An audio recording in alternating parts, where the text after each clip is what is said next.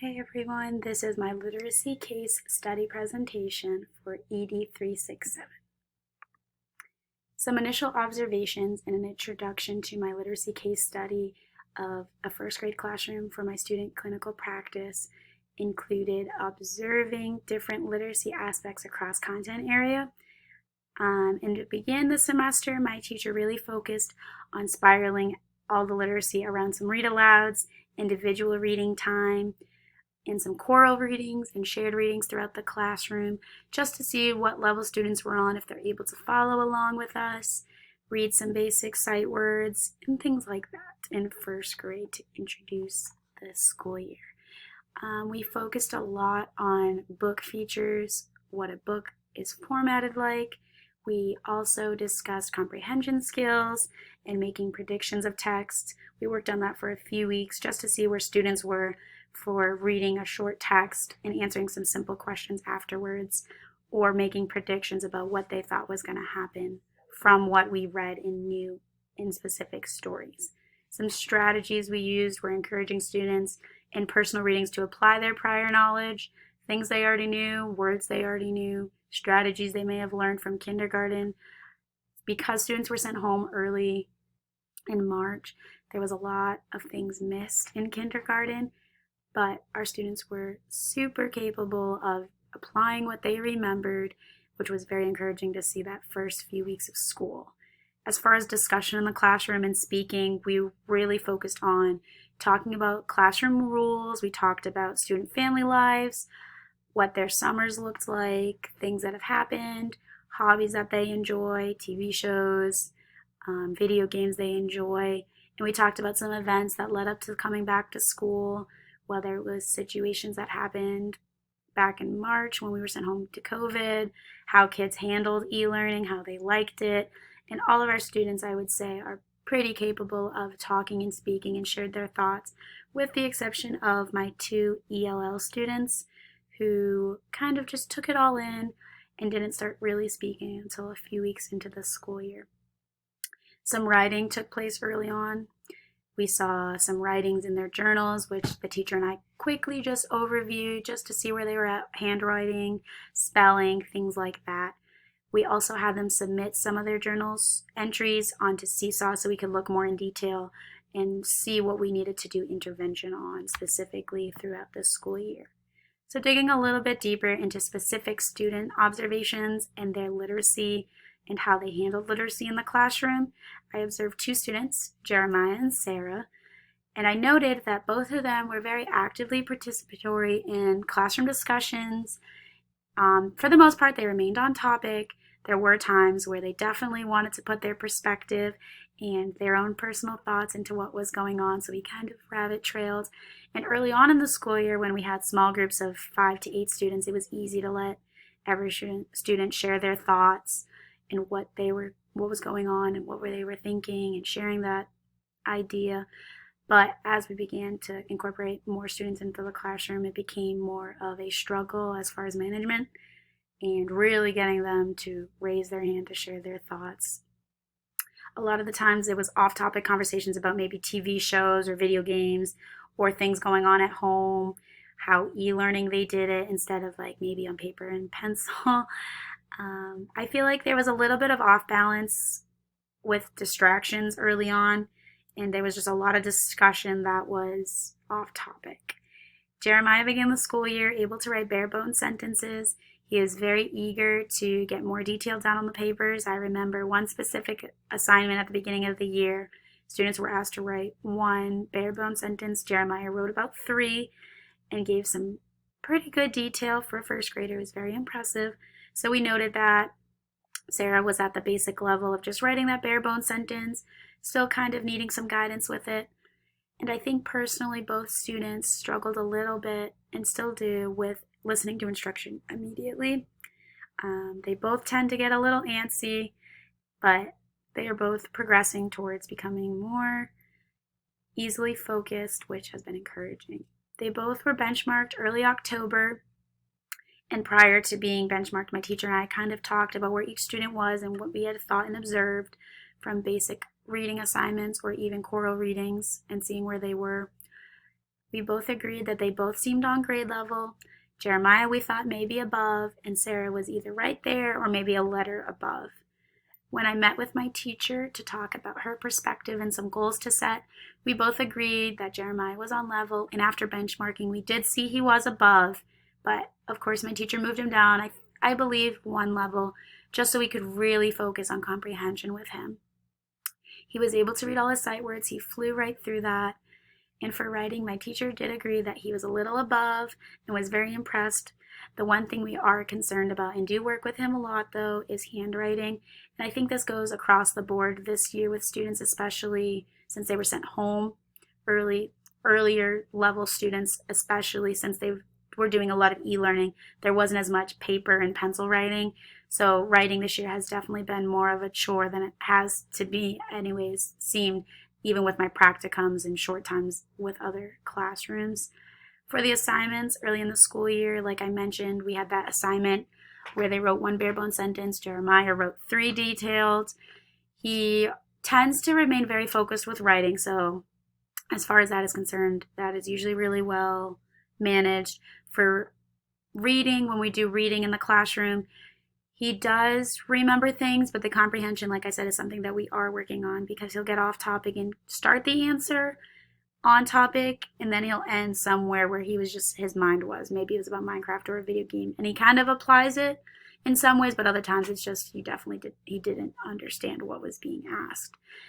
When he's off topic, he is very vocal, and he likes to share his thoughts with his peers. And so some goals that my teacher and I really sat down and set together were to sharpen his listening skills so he can apply more of what he knows to the learning in the classroom because he is a super bright student. Since the content can be easy for him at times, he remains off topic and not focused. He's kind of distracted, just looking off and talking about his own little thing or shouting out answers. That is one thing he does. He's always a step ahead of us, so he shouts that answer out, so we're really working on that with him. And a second goal we set was to curb his off-task behavior, that shouting out or that looking around, standing up behind his chair, so we can enrich his overall classroom experience and really push him and accomplish what he is capable of since he is a little further ahead. Across content areas with reading and writing, like I said, his literacy in reading and writing is right above grade level. He, with the exception, of course, like I mentioned, comprehension. During writing, he remains on topic to the specific questions. He shares his ideas very accurately, and we tried to guide instruction so that the students can have that time of sharing their own personal lives in the classroom specific content area. So for example, if we are having a journal entry, we give them a prompt, or we would talk about something that happened in our lives. So the students would start thinking, oh, something like that happened to me, and they can share their own experiences, so they want to do that writing part of their assignment. During math, literacy for him is going well. He understands story problems. He is able to comprehend them, which is something that's encouraging. My teacher and I had talked about, since he struggled with comprehension, we felt he may struggle with word problems, but he does very well with them. And to stretch his abilities, I have a few times when we were discussing addition or subtraction, had asked him and a few other above level students if they could just write out a story problem applying addition or subtraction. And for the most part, he would include something that he enjoys. So if it was something from Minecraft, he would say, I don't know, I think it's creepers on Minecraft. So he would talk about that, and he would say there's 4, and then 2 more came, and he was able to communicate that and write that out and draw a picture with it. And I felt like doing that for him was one way he could get his thoughts down about something that he enjoys, so he didn't have to shout out about that in the classroom. So that has been working pretty well. As far as the content area, science and social studies, his literacy in that is going well. He does seem to engage more in science and social studies topics. So after we have discussions, he does engage and is able to comprehend the material we talked about. Right now, the school I am at, they have decided that for social studies and science, they're really incorporating a literacy aspect and approach to it. So we're basically just doing read alouds, a few questions afterwards of discussion, and spending about 10, maybe 15 minutes on the topics. just because we're really trying to get these students writing and reading up to grade level so they are on level and ready to move forward in this next half portion of the school year and get them ready for second grade. So in science and social studies, his comprehension it's up there and he is following along, and I think it's because it's stuff that engages him. And when he's engaged, he does comprehend what's going on because he is showing that he's paying attention. As far as speaking out, he has been improving. He doesn't shout out as much, but like I said before, if he doesn't really know the answer and he gets called on, he'll begin to answer kind of on topic, and then it just gets totally sidetracked. And it's like, well, let's redirect that and go back to what we were talking about. He has done better with raising his hands to share his thoughts. And like I said, not always on topic, but there has definitely been an improvement. So some concluding observations of Jeremiah. I have noted that for classroom instruction, we really have been trying to focus on giving him and all the other students free choice of answering questions with something that they like.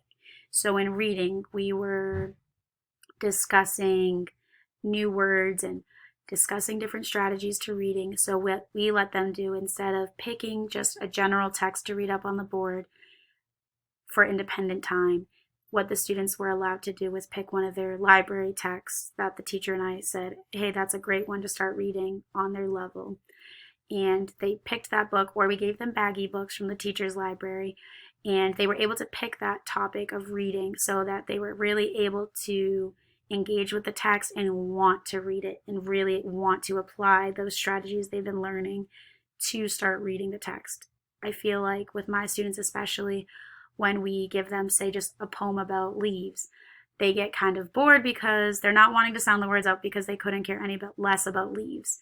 So when we let them select their text, they're more excited to sound those words out and understand what is going on. So starting to use their preferences to help that literacy instruction in the classroom has been a great help with our students specifically. And using literacy across content areas has really helped us to give them choice of representing their literacy abilities and really showing their thoughts and what they are capable of.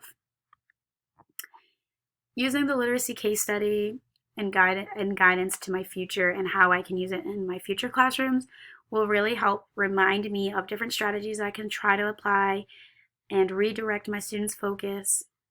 In my future work, I can use this case study to help remind me of ways I can incorporate literacy across content areas. I've really worked on a variety of ways to include literacy in content areas across the board and not just reading and writing this semester.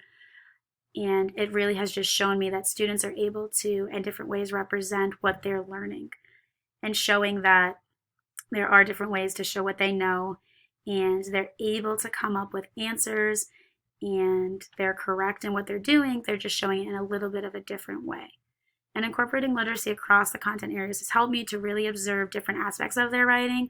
For example, in math, if I have them write out a story problem, they're not focused on, oh, I need that proper punctuation. I need to put capital letter. It's a good assessment to be able to look at it and say, they wrote this sentence, this story problem, and they remembered their rules of, I need that capital letter. I need punctuation at the end, and observing that in a smaller way instead of it being during writing time where they have to do it and it's something they really focus on. So that has been something that has really been encouraging to me to see across the areas. All names in this assignment were pseudonyms. I did only mention 2 names, I believe. And the observations for this classroom are used only for the purpose of this class and assignment for ED 367.